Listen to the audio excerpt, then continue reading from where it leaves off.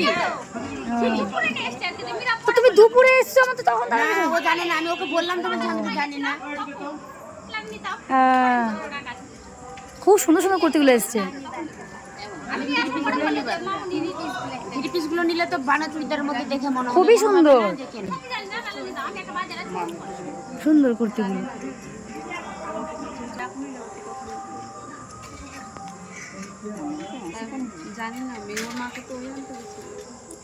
ঠাম্মা এইবার দেখো ঠাম্মা একটু হাই করো তো ঠাম্মা, বলো হাই, বলো দেখি একটু, বলো হাই, বলো বলো ঠাম্মা।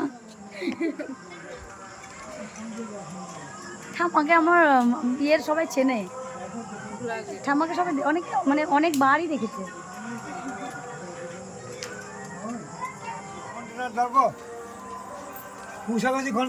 আনতে গেছে চন্দন ঘষে গেছ।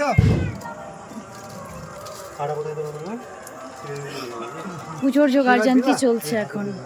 এই যে আমাদের ঠাকুরমশাই।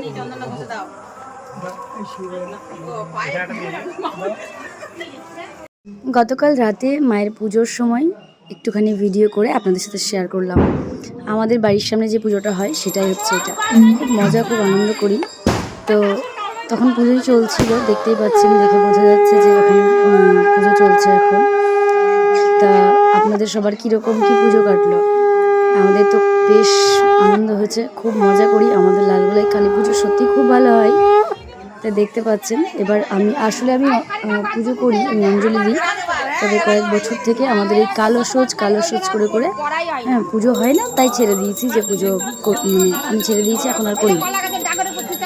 তো এই অবস্থা দেখতে পাচ্ছেন। এখন পুষ্পাঞ্জলির সময় সবাই দাঁড়িয়ে রয়েছে, যে ঠুরা কাকিমা সব বোন দিদি যাই হোক বৌদিরা, তারপর অনেক ভাই দাদারা তারা আছে পুজো করে অঞ্জলি দেবে। এই যে এটা আমার ছোটো ঠাম্মা, তারপরে কি এখানে সবাই রয়েছে।